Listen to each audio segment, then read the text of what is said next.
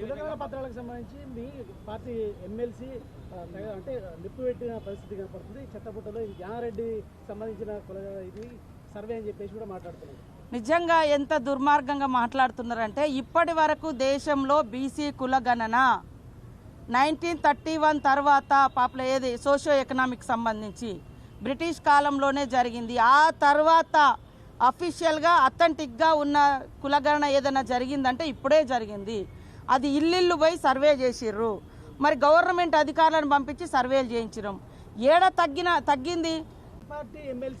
ఇక మా పార్టీ కాదా ఆయన డిసైడ్ చేసుకోవాలి. ఇప్పుడు నా బాధ, ఎందుకంటే నేను కూడా మల్లన్న కోసం చాలా కష్టపడ్డాం, పనిచేసినాం. పార్టీలో మాట్లాడాలనుకున్నప్పుడు పార్టీ లైన్లో ఉండాలి. లేదా మీకు డౌట్స్ ఉంటే ఇది ఎట్లా చేసినామని ఆయనను కూడా 2-3 మీటింగ్లో పిలిచినాం.